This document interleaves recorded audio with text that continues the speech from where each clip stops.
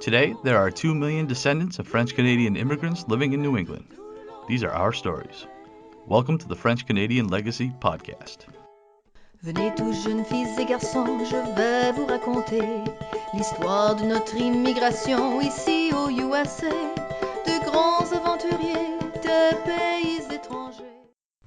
This is the French Canadian Legacy Podcast. I am Jesse Martineau, and I think it can be said that Mike and I are two people who are not overly opposed to a good party. So when somebody reached out to me and suggested that I contact an author who is writing about the party culture in French North America, I was very intrigued. And thankfully, I was able to connect with Mikael Dumont, a researcher and historian who has been writing on the history of celebrations among the French North American people in the 18th and 19th centuries. So I'm very interested to hear what Mikael has to say. So Mikael Dumont, welcome to the French Canadian Legacy Podcast. Thank you very much. It's my pleasure to be here with you. So first of all, what's your story? So where are you from and how did you get to writing about festivals in North America? Yeah, well, I'm from the suburbs around Montreal. I've been doing history since I was a little kid. I was always interested in that. I was doing master in France actually, and while I was over there, my subject for my thesis for my master was the human experience, experience of the crossing, the transatlantic crossing. Gotcha. And while I was doing that over there, I was listening to music of Christmas music, and I was remembering all my parties when my childhood. Sure. And I was wondering, what is the history of that party? How people were celebrating Christmas with the time of my grandparents and even earlier. So I decided to look at if this subject was already researched and if there was any book or paper on this. And my biggest surprise, there was none actually. There was not a lot of research on that subject in North America, in French North America. So I decided to do my PhD, my doctoral thesis on that subject, and I found a very good supervisor at the Université de Montréal, and this is how everything started, just listening to Christmas music. That's an awesome story. I love this. In your work, you focus on a number of very specific regions. I think it's 4 specific regions. And maybe you could tell us what those regions were and why you chose those specific areas. Yeah, so the 4 regions are before mainly the St. Lawrence Valley. As you all know, this is the cradle of French-Canadian civilization in North America. So this is very easy to start with it. And then I wanted to compare the St. Lawrence Valley in a North American context. So I wanted to do some transnational history, which is not very popular because some people always focus on nowadays nations. So there were many French people at the time in the 18th and 19th centuries, and other regions decided to insist on 3 other regions. There were people, for example, in Acadia, but they were deported in 1755, so they were scattered everywhere in the continent. So I decided to avoid that region because it was too difficult to know where the people were. So I decided to take 3 other regions where you had people in the countryside who were sedentary and who were living on the land for a good period of time, for a big span of time. So those regions came very easily afterwards. So the second region is the Detroit region, and it's a French word. We say Détroit, which means in English the strait. So this is the river between Lake St. Clair and Lake Erie, where we all know about. It was founded by the French in 1701. So it was founded by a man named Cadillac. So this is why the car is named after him. Yeah. So there were many French people in that area who were tilling the land. Well, many. They were like few thousands compared to the St. Lawrence Valley. It's not much, but still there were many. There were of course interesting to study. There were also a region called the Illinois Country. It's in the Mississippi Valley around the city of St. Louis. St. Louis was founded by French people after the name of Louis the 15th, the King of France, back in the 18th century. So there were many French villages around that region. So again, a few thousand people. And also, they, as you maybe all know, there were people in Louisiana, many thousands of French-speaking people in Louisiana, and I focus mainly on the Acadians, who, after the deportations, a few thousands of them at the end of the 1760s decided to establish themselves in the bayou out of, I would say, in the southeast of nowadays Louisiana, and also around the Mississippi River up north of New Orleans. So those are the main regions that I decided to focus on because they were, as I said before, sedentary people, and they were speaking French for a big period of time before the American regions they became assimilated. So between the end of the 18th century and the first half of the 19th century, I could compare those people with the St. Lawrence Valley. So that's why I decided to focus on those four regions. There were other people speaking French out west, but most of them were, I would say, métis. So I really wanted to focus on French origin people to see how this culture evolved over a period of 100 years. Sure. And one thing that kind of struck me is that these places that you're describing, it seems to me, correct me if I'm wrong, but you seem to be focusing a lot on very rural population. Yes. So I'm curious, would the story that you told have been different had you included, say, Montreal or Quebec City Yeah, in this story? totally. Yeah. Actually, I decided to focus also on the countryside because there were more studies of celebration in the cities. For example, Montreal, Quebec City, some historians focused on how people I would say, the bourgeoisie or the nobility were celebrating in the 18th, 19th century. And also in New Orleans is a big, big place where you have many historians who dealt with the carnival, the Mardi Gras, what we call Shrove Tuesday in English, and all the balls, the masked balls that were taking place in that city. So I didn't want to take a subject which was already a lot covered by many other historians, and I went Gotcha. to look at people who did not leave a lot of traces, but who were very interested interesting, and that's why I decided to focus on people in the countryside. And there are not many researches on those people, so that's why I decided to focus on that.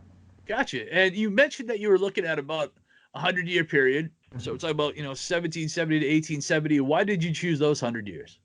Because I had to focus on populations who were living at the same time. So 1770, this is the time that the Acadians started to be established in Louisiana. So I Gotcha. couldn't start earlier, even though people in the St. Lawrence Valley were here since the 17th century, and Detroit was since the 1750s, and for the Illinois country, it was the beginning of the 18th century.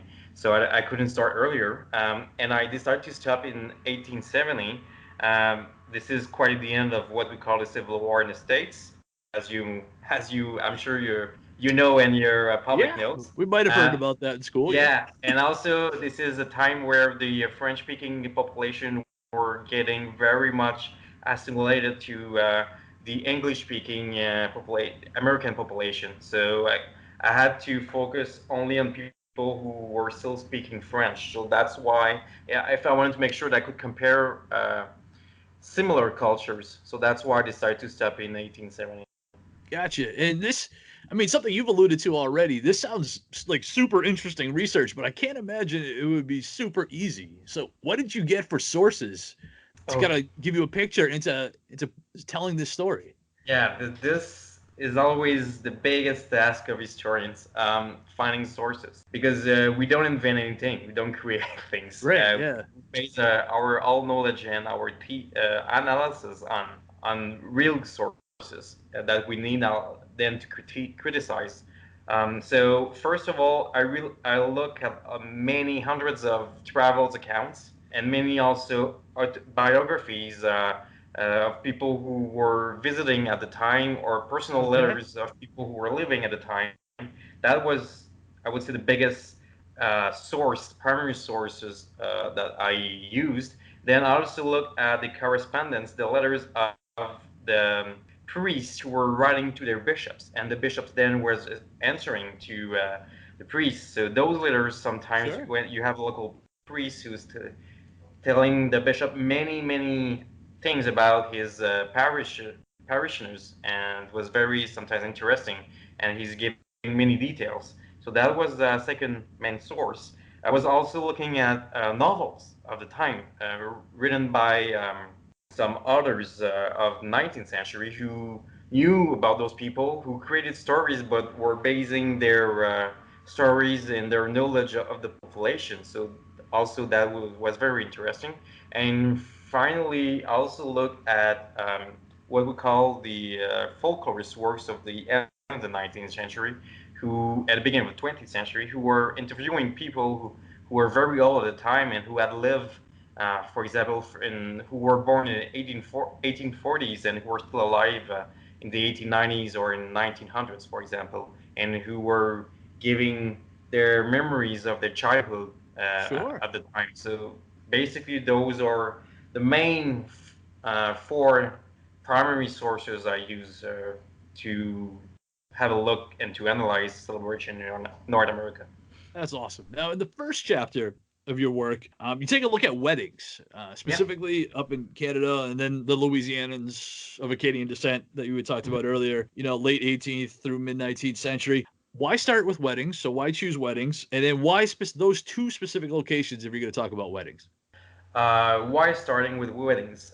Because weddings, compared to other celebrations, encompass a lot of different celebrations. Dancing, for example, music, food, everything that you find in big celebrations or in the weddings. So for this way, talk about many different aspects of dancing, for example, of music, and then it will be a good start for people to know more about those little subjects, like little subjects in a big subject. So then, when I was looking at other celebrations in the next chapters, I didn't have to again describe how was the music at the time, how was dancing at the time, what kind of dances they. Right. Gotcha. Yeah, so this is why weddings was a good start for me. I think it was I could give many details about celebrations at first glance, and then why in Louisiana and the San Lorenzo Valley. Well, all my chapters, the subject and the celebration and the region which is covered in the chapter were decided by the length and the amount, the number of sources I had. Very. That makes sense. Yeah. So I couldn't have, like, I wanted to do a chapter, for example, on Easter or on Christmas, Sure. but I could not because I didn't have enough sources. So that's why I focused on weddings in St. Lawrence Valley and in Louisiana among the Acadians, because I had a lot of sources, so I could compare, criticize, and have a relevant picture of how those weddings were taking place and what roles they had in those societies. Our modern time here in New England, anyway. When we think about a wedding, and I just went to one not that long ago, with my sister, which is really cool. We have a you go, you have your ceremony first, either your official ceremony or your religious ceremony, and then you go ahead and afterwards you have your party with you sit down, you have a meal, and everybody does some dancing and a ton of drinking. If we had gone to a wedding in either the St. Lawrence Valley or in Louisiana Mhm. in the period you're studying, what would it look like? What will we see when we arrive? Yeah, it depends if you're at the end of the 18th century or in the middle of the 19th century, because there were quite some differences actually. The beginning of the wedding was quite similar in both regions and whatever the time it was. So people they would gather in the morning at the wife's house, the wife's parents' house. First of all, the groom would come for the bride.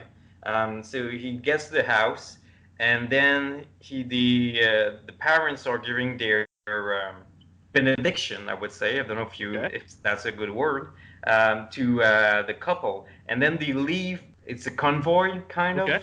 All right. So in the San Lorenzo Valley, this convoy, this cortege, is kind of a procession of many cars with horses on it.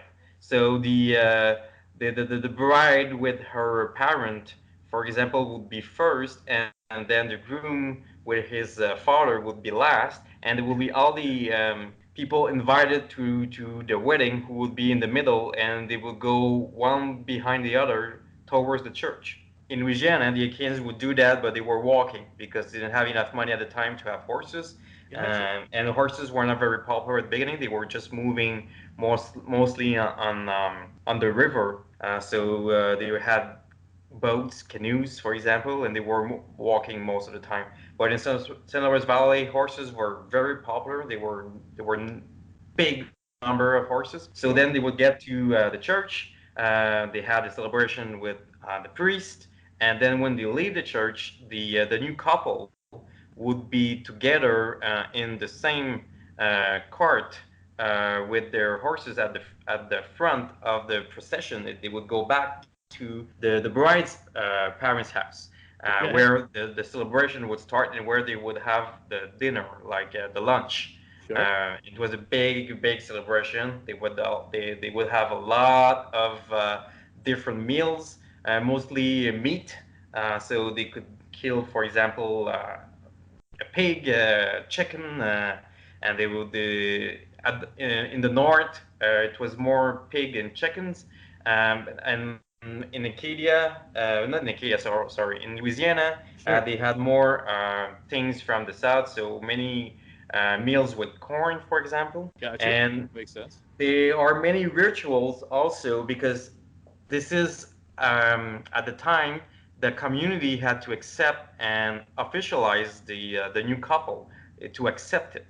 So there were always different rituals to make sure that they show that now they are part of the community, but they cannot be accepted without having the I would say the approval of the rest of the community. So the parents, and also they would have like a specific place at the table.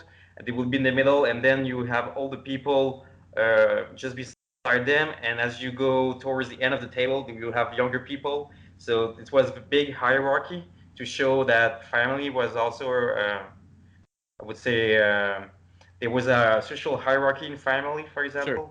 After lunch, they would dance a lot, and they would sing a lot. There were many also songs related again to the sadness of the bride to lose her life with her parents, and then she would become a married woman at the time. She was losing part of her life, part of her freedom, and because she was becoming I would say not a husband, but the opposite. The wife. Yeah, thank you. Yeah, She was no just problem. becoming a wife. So there were many songs about that. And at dinner time in the evening, they would go to the groom's parents' house, and then they would eat there for the dinner or the supper, depending on how you call it. And it was again big celebration over the night. And in some places in the San Lawrence Valley, you had people who were not invited to the wedding, who in the evening were coming from the different places in the village. They were coming, and it was becoming a bigger party. The crash of And the wedding. That's awesome. yeah, exactly. They would call in French the survenants, so that means the revenants who were coming to the party. And it was a big time for new couples also. It was to get along to for courtship for people because they were supervised by all the elders of the community. So that's a big place where you could find a new partner, for example. That's awesome. Now, you talked about how there's all kinds of, music and dancing at these events. Who's playing the music? Is it the families that are playing the music? Do you hire somebody to play the music? Do No, people tour the area? What's going on there? yeah. Usually did not always have music instruments. When you did not have, people were just singing and they were dancing along the songs of the people. Gotcha. But when they had music, because a lot of time, more in the 19th century, because people had more money and they could buy and they could make musical instruments. But the main instrument at the time was the violin. Yeah. Um, the violin was the fiddle. There were many fiddlers in the French-speaking populations at the time in the countryside. In every region, many people who used to play the fiddle. In the San Rose Valley, there were many people in the countryside. I would say every family had someone who could play the fiddle. That That's awesome. was very important. And in what also is important to mention is that in the South, in Louisiana, for example, in the Illinois country, well, nowadays it's the Illinois states in Missouri, you had slaves also, Oh, yeah. and people, African American, free of color, who were emancipated, who were disenfranchised, I think we say in English, Yeah. who had gained their freedom, who were hired or were forced to play the fiddle also Wow. during the weddings sometimes or other celebrations of the French-speaking people, as it was in English-speaking people in the South, for example. I don't know if you saw the movie 12 Years a Slave, for example, Sure. but Yeah. Solomon Northup was a good example of a African American fiddler who was forced to, and also who was hired sometime to play the fiddle in the white celebrations. Gotcha. No, that's fascinating. Now, in the second and third chapters, you move Yeah. away from weddings and you start to focus on Carnival. Yeah. So, before we get too far, maybe you can tell us, for those who might not know, what is this celebration? Why do people celebrate it? What is it about? Yeah, so Carnival originated in Europe during the Middle Ages. So it starts after 12th night, or what we call Epiphany, Yeah. on the 6th of January. And it ends on Shrove Tuesday, Mardi Gras, just before Lent starts. So it's a big time of celebrations back then in Europe.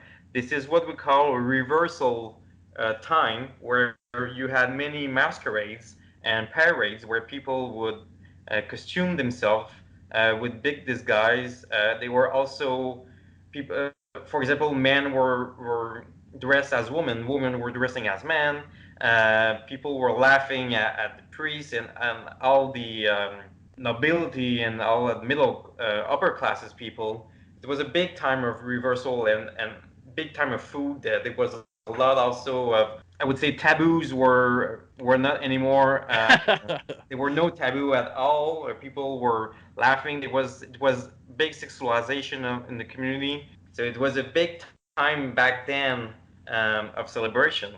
So and it was all throughout Europe at the time, even in England, in Spain, in France, in Middle Europe, and Central Europe, Eastern Europe.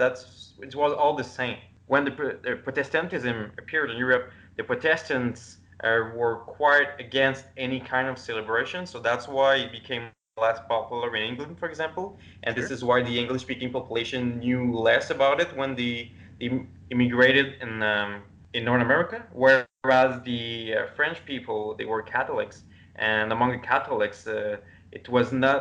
Yeah, priests didn't want people to dance that very much, but it did not work very well. People were still celebrating all the former celebrations of the medieval time.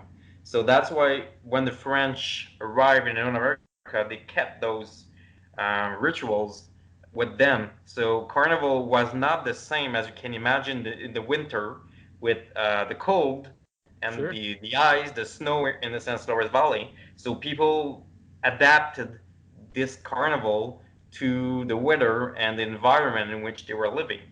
So back then in Detroit, in San Luis Valley, maybe you can imagine, but in Detroit there was a lot of snow and ice, and even Sure. the river was freezing. And they had what we call the ice bridge, which allowed people to cross from one side of the river to the other. And back then, as I said earlier, people had many horses, whereas in Europe, most of the rural population did not have access to horses. It was only the nobility who could own horses. Here in North America, French people had a lot of horses. It was not rare for them to have one, two, sometimes even three horses, and they were very proud of their horse. It was very important for them. And when they were meeting on the ice, as you can imagine, transport was easier in the winter time than it was during summertime. Because with snow, with your sleigh, and on the river which were frozen, you could more easily go from one place to the other. So people were meeting on the Interesting. rivers, and they were just doing many races. They were meeting for it, and like spontaneous races. It was That's very awesome. popular. So that was the, I would say, outside celebration of the carnival. It was all related to horses and races. And when they were meeting among themselves, among French-speaking people, the competition was harsh, but still they had fun. Whereas when they were meeting people from other origin, for example, English-speaking people who were threatening their identity or their culture, they were more Okay. fierce. I would say fierce. Fierce. Yeah. Yeah, and they sometimes they could push people on the side. It was very, it was very big competition. Yeah. Sounds With pretty intense. so Yeah. so so they were using this time of carnival, which the time of reversal, to compete against people at top of the social hierarchy, which during the other time of the years they were not doing. They were very, very calm and respectful on the road with people from the nobility and from the bourgeoisie. They were leaving the passage on the way when they were using their horses. But during Carnival, it was upside down. So that was part of their adaptation to the environment and the weather of North America. And also, they had some interior celebrations. They had many balls. They had where young people were meeting, like the weddings, and it was supervised by the elders of the community, where all those young people were meeting, they were dancing, and they could. This is where courtship was starting, and also they were big times where you had people meeting to just dance and have a big meal. They were doing at the end, just before Christmas, they were doing what we call faire boucherie. So they were just making a big butchery. They were killing all the pigs just before winter because they could keep the meat in the ice, in the snow, and Sure. it could not, I would say, it could not be rotten. Yep. The meat was very, very good. So they could have meat during all the winter. So during Carnival, all the when they were meeting, all dinners and suppers had a lot of food because they had access to it. It was part of the advantage of living in a country, very cold country, actually. So all those balls were very important, and all those meals they were sharing in the community were also very important at the time. So that was part of what we call the carnival, the adaptation of the carnival to people who were living in northern country, very cold. Gotcha. And one of the things you bring up, was- you mentioned it, you alluded to it, was the fact that this was an opportunity for for courtship. A fellow could go in there and try to pick up some ladies, but there was like rules. It wasn't like a Yeah, free for all, right? You were limited by almost your social class is what it sounded like. yeah. Well, actually, weddings at the time was an economical transaction. Period. For any people, for every class, it was all the same. The parents wanted to keep their heritage, and they didn't want to share with someone from a lower class. So they were supervising. Love was not, yeah, there was love, but it was not the first characteristic, the first thing that they were thinking about. It was not the first criterion of choosing a partner. So in those balls, they were always uh, old people, parents who were there with neighbors who were supervising and watching people, and they want to make sure that the young people, the girls, the boys, choose a suitable partner who is from the same class. Those courtship people were watching them. So all people were watching them, and if they didn't have a good behavior or they were courting some a person from them the same class, they would make sure that this partnership stops. Gotcha. Now, in the fourth chapter of your book, you look at what you call Sunday culture, Yeah, specifically with the Acadians. Now, what do you mean by Sunday culture? it goes again back then in Europe. Sunday, since and the Romans and even before, always has always been a very important day of the week. It was the day of the sun, actually.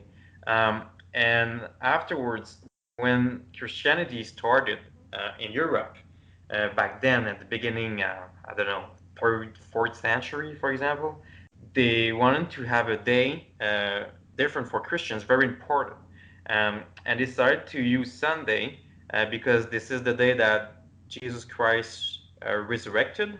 It was also the day of the sun in pagan societies, so that's why they decided to do their would say holy day uh, on Sunday, and because it was a holy day, that means people were not working. They were not allowed to work by the church, and if people don't work, well, that means they have free time. When people have free time, well, you manage, yeah, you go to church and you're supposed to pray and everything, but also this is a time for leisure.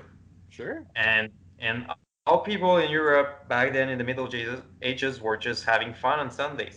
It was a time where the community would gather around the church, even in the cemeteries, and they were just dancing. There were many what we call fair trade fairs, sorry, trade fairs where people were buying stuffs, and there were fairs everywhere, and they were having fun. They were drinking a lot, and they were like taverns around.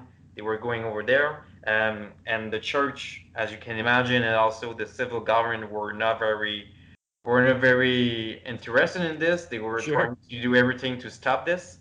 When the Protestant church started, it was even more important for them to make sure that Sunday became a very holiday and that people respect this. It was even more important for the Puritans in New England, for example. So that's why Sunday in the States was not that popular for leisure back then. It was, though, in the southern colonies, for example, in Carolina, North and South, in Virginia, people were having fun on Sundays because it was not Puritans over there. But for Catholics, the church tried to make sure people were giving time to God and everything, but it was very difficult for them to avoid and prevent all the dances and the drinking and everything. So that's why when people came to North America, they kept those traditions, and Sunday was very big, festive, popular day back then in the days for all Catholics and French-speaking people. So that's why it was the most known weekly the most well-known weekly day that people were celebrating every Sunday. And I decided to look at the evolution of how people were celebrating on Sunday in Louisiana, more precisely to the I look at the Acadians because I have many sources on this. And from what I saw is that at the beginning, when the Acadians came to Louisiana, there were not many priests. The church was not very well established over there. In many communities, people didn't have access to a priest. Like maybe they had to walk hours on Oh, Sunday wow. to just get to a church. So church control was not very high. So people kept all those balls, what we call house balls, Sure. bal de maison in French. Yeah. And so they used to meet every Sunday, and it was very important for them. And even for those people who had church in their communities, they were taking advantage of their gathering at the church on Sunday, and because it was very difficult to move at the beginning in Louisiana, as I said earlier, because they were moving in boats and they were living on their land very far away from one from the other. So it was very difficult to gather. So they took advantage of their gathering at the church, and when the mass was over, they would just go to someone's place and start a big ball and having fun for the rest of the afternoon because they were able to gather because of the mass. And then as time goes by, the church became more powerful because they had more priests. Sure. Many new churches were built. So, for example, in the first decades of the 19th century, the church really had more control on the parishioners. So people decided to stop doing the balls after the mass. So they decided to organize all the balls in night in the evenings, but still on Sundays, because also they could move more easily from one place to the other, and densification of the population was higher. There were more people. Highways, not highways, but like transport was easier. Many more people had horses also, so that's why they could just gather at night and and in one community, for example, they could go from one place to where all the ball was taking place. Every week, the ball was at someone's house. It was changing every week. So that was in the first decades of the 19th century, and in the middle of the 19th century. At that point, the Louisiana church became very powerful. It was well established, like all the Catholic Church in the States. It was centralized back then in Baltimore, and they were able to have many priests in almost all the communities. Sure. So at that point, the priests will insist of not having any leisure time on Sunday. So people were listening to that speech, to that kind of discourses. Right. And even though those who were not going to mass, because most of people who were going to mass were women and children. Most of the men were not going to mass. They were not Really? interested in. Yeah, yeah. At the time, that was the case. No, why weren't they going? I'm curious. Because for them it wasn't very important, and then like the Interesting. priests back then, it was attending church was not very. It wasn't always popular back in the 18th and 19th centuries. It was mostly women and kids, and that's not only for kids. That was almost in every Catholic countries, from what I Really? know. That's So awesome. this is not a unique case. But because there were many priests, they were aware of those discourses. They could not avoid them.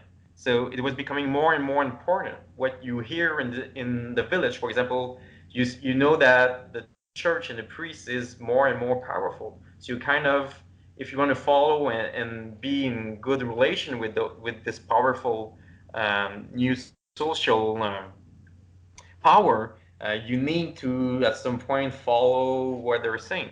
So they started to stop doing balls on Sundays, but they didn't want to get rid of it. So Of instead, course. they moved the balls to Saturday night. That's a good move. Yeah. Can't lose So the that's ball. why today, even today, when you go in what we call Acadiana in Louisiana, the Sure. house balls on all people think that their house balls were always on Saturday nights because since the end of the 19th centuries, all those balls, and I would say even since the 1850s, 1860s, the balls were moved to Saturday nights, and that's when they were having fun. They kept all the same dancing, they were having fun with music. It was still a time for courtship, but they just moved this celebration to Saturday nights because they were respecting more the church rules on for Sunday. Period. That's how it was working. So you see the evolution, Yeah. how church became more powerful and people were still again adapting their celebrations to the context of where they were living, I think basically. that's awesome. Like, you don't want us to have our party on Sunday? That's fine, Mr. Priest. We're just gonna move it to Saturday night instead. No big Yeah, deal. That's hilarious. and also something very important again. It was very big white celebrations. There were many African American people back then in Louisiana, but Sure. they were not invited to Acadians' celebrations and balls, and they couldn't be part of it. And it was impossible to think or imagine having a black person who was beginning courtship with a black with a white person. Yeah. So the racist, I would say, agenda, not agenda, mentality Sure.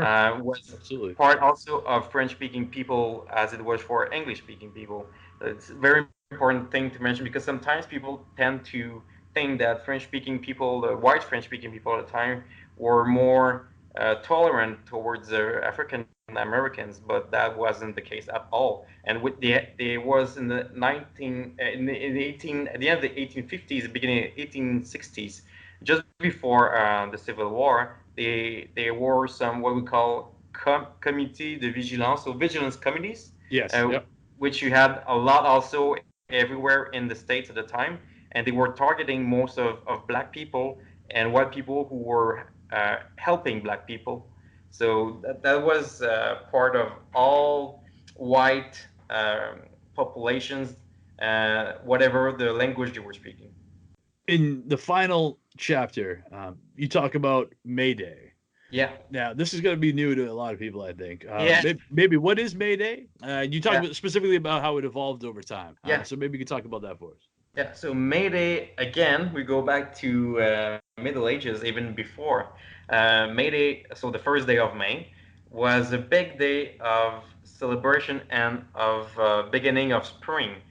It was a day of what we call renaissance. Renaissance, I think you use that word in English Yeah. sometimes. Yeah. Absolutely. Yeah. Uh, so it was a Like a rebirth. rebirth. Yeah, rebirth day. So it was the beginning of new season. So all nature was coming back from winter. It was also a time for people to just gather, coming out of winter. So there were many traditions in Europe during the Middle Ages. For example, men would bring flowers to the house doors of young women, of girls. That was a good example of starting courtship back then. Also, it was to send a message. Different flowers had a different meaning. If you liked the girl, if you did not like the girl, sometimes it was could be a bit mean.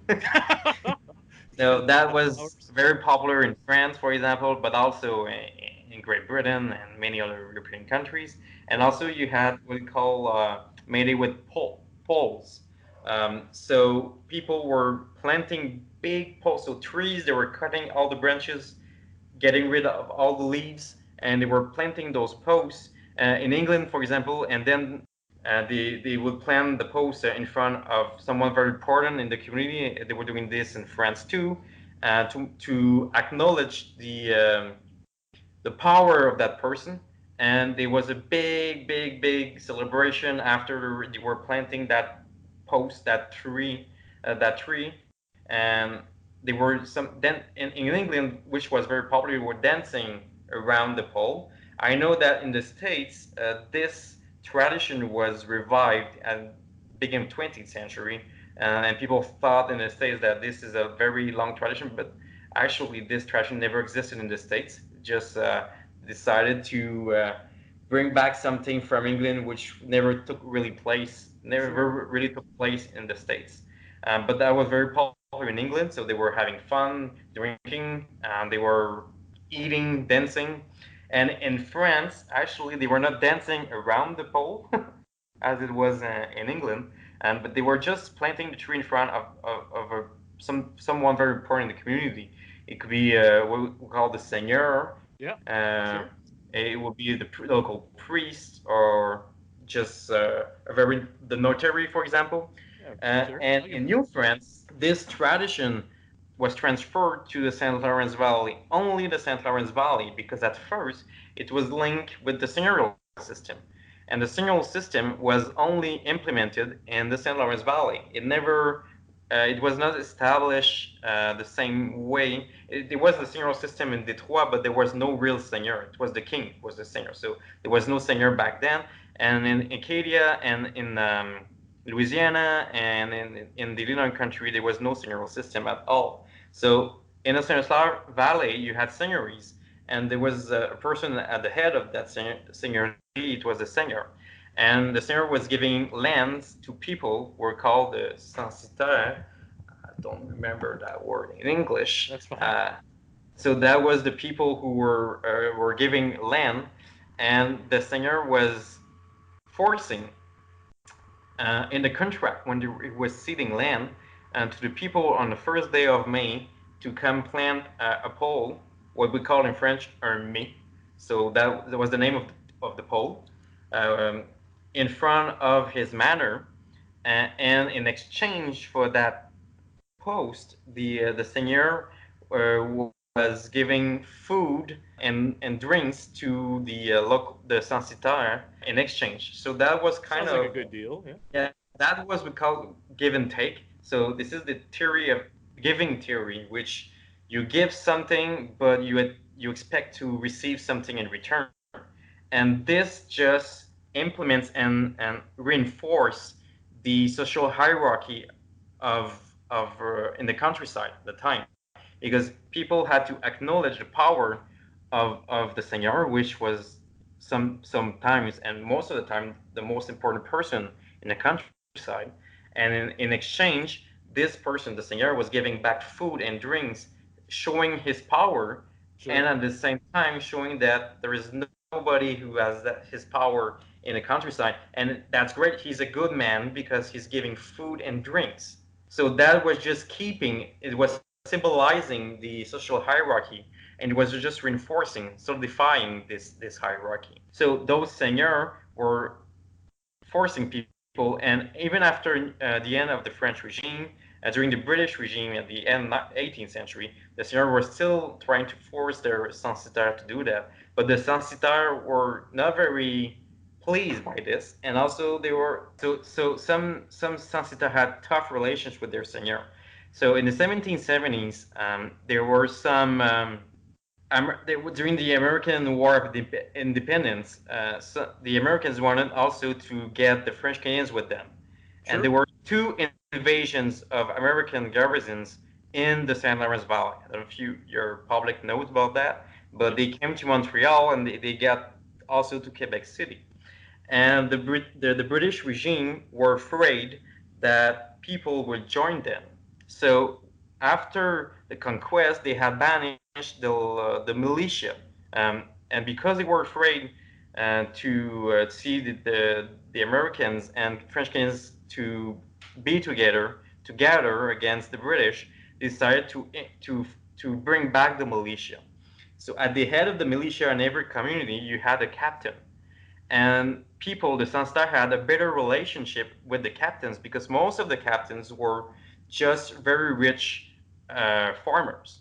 Gotcha. So they decided to transfer the May Day from the seigneur to the militia captains who were reestablished in 1775, just before the Americans invaded the St. Lawrence Valley.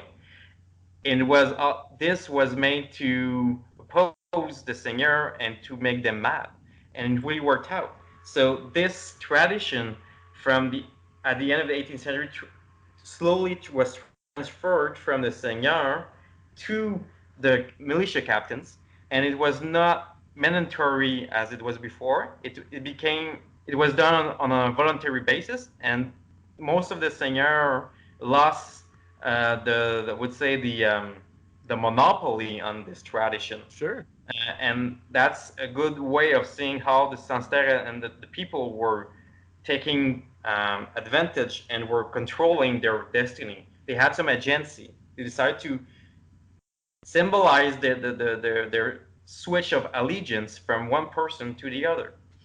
And they kept this tradition. Some seigneurs were very mad at that, and some just also went in front of a notary to sue some censitaires who were a part of this of bringing the pole in front of their manor, and they lost this honor because this was a big honor at the time. They lost this privilege, and the militia captains became the main target and the main person who was honored at the beginning of the 19th century.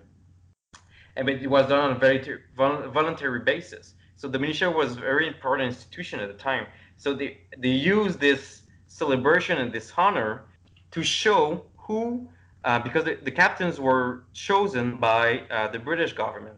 So they started to bring the pole to the militia captains for which to the ones that they prefer. So they were choosing which captain was receiving, for example, the 1820s, 1830s, they were choosing the captains who would receive this symbol of honor. So it became more and more important for them to show their appreciation of a person. And then during what we call their Patriots Rebellions, where people decided to rebel against the British regime in 1837, 1838, and the people were choosing this honor to reestablish militia captains who had lost their mandate by the civil government because they were cheering for the patriots. So it was transformed. The political aim of that tradition was transformed. It became used in a kind of republican way in 1837, 1838, and afterwards in the 1840s, 1850s, the ritual was lost because it became more kind of a countryside celebration where people were just giving this symbol of honor to the militia captains who had finished their careers and who had beautiful killings according to them. And in the 1860s, 1870s, when all the militia disappeared and because it became a voluntary militia and it was the beginning of the construction of the army that we know today, it became just, I would say, a spring celebration. There was no sense of honor and solidifying or implementing the social hierarchy anymore. People were just gathering, giving a maypole to make sure they had fun, and it was a big community festivity with drinks and a lot of food. Well, I think that's pretty interesting that they chose this May celebration as kind of a way to acknowledge who the most important person in that community at that time was. I mean, they got to carry a ton of prestige. That's awesome. But so we're kind of winding up. We can go on. This has been super interesting. Like you said, I haven't heard any of this story prior to connecting with you. So that's been way, way fun. But before we go, I did want to ask, because one thing we like to talk about a lot on this podcast is about French Canadian cultural identity here in New England. So I'm just curious, maybe on a big, kind of a macro scale, what role did these events play, these celebrations play, in affirming the French identity of the participants, or maybe were they used as a way to exclude those who weren't of French identity, or they didn't want to include under that umbrella?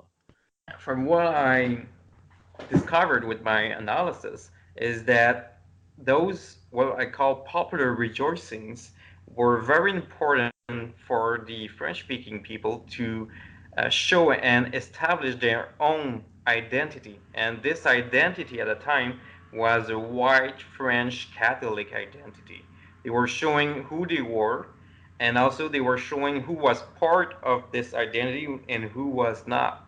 So that means they were accepting people only from their own community, and everyone from outside, if they were not white, was not accepted at all. So that means that all indigenous peoples who were a big part of those communities at the time were, for example, in Detroit and in the Mississippi Valley, there were big numbers of indigenous people. They were not part of the celebration, and it was the same as I said earlier with African American. So, and if either they were slaves or they were free people of color, they were not accepted in those celebrations. And it was a big way for those French-speaking people, white French-speaking people, to show that they were unique, and also that they were forging their own identity by those with those celebrations. It was a way for them to show who they were and who was part of their community and who was not, actually. So that was the main, I would say, tool of those celebrations, and it was a big part of their identity. So when they were moving from one place to the other on the North American continent, for example, all the French Canadians who went to New England, where you are right now, since the 1850s until the 1930s, 1940s, those celebrations were still a big part of their identity. It did not change at all. many French-speaking communities in Lowell, Massachusetts, for example, or any other place in New England, where they established communities, they kept all those celebrations, and it was still a way for them to maintain and keep their, I would say, traditional identity, if that's a good word. Oh, this is awesome. This has been super interesting. So again, Mikael Dumont, thank you so very much for joining us. Now, if somebody wants to read your work, where can we send them? That's a good, a good question. Um, I just submitted my thesis, so right now I'm just waiting to to defend it. That should be somewhere in December, and then at the beginning of the 2020, in January, it should be available on internet from the University of Montreal. There is a thing called how is it called? I just forget. It's not. It's oh yeah, I remember now. Papyrus. So we Papyrus? spell Yeah. papyrus. Yeah. So it's spelled P. I think it's YRUS. Yeah, papyrus. And Yeah. all doctoral theses from the University of Montreal are available on this thing. It's free, it's totally free. It's not available for anyone. So at the beginning of January, maybe at the end of January, it should be available for anyone who wants to get there. But maybe I'm gonna still make some changes just before I got I you. defend it in front. It depends on how the jury is going to read that. But I would say the beginning of the new year, it should be available on Papyrus on Okay. the web. So that's what we'll do. We'll link where they can find it via Papyrus. But it's because by the time we air this, I'm guessing it's probably already going to be on there. So Yeah, we should that's be only good in to go. French though. I'm sorry. That's all right. We have plenty of people who read French. That's great. All right, very good. Well, again, thank you, Mikael Dumont, joining us and telling us all about the festival culture. I got to tell you, when I first started this podcast, I never thought I would have an entire show dedicated to parties. So this has been way fun. Thank you very much, man. My pleasure. Thank you very much for inviting me. Now our fathers look at us and sigh with despair to think that everything they love we simply do not share. But the spirit never dies, our culture will survive. Each of us must choose how much to keep alive. Each of us must choose how much to keep alive. Special thanks to Josie Vachon for providing the music. You can find more about her at josievachon.com. This podcast was produced and edited by Mike Campbell. If you have any questions or comments, please email us at fclpodcast@gmail.com. You can also follow us on Facebook, Twitter, and Instagram at FCL Podcast for more information about the topics discussed. If you enjoyed the show, please subscribe and leave us a review on iTunes or wherever you listen to this episode.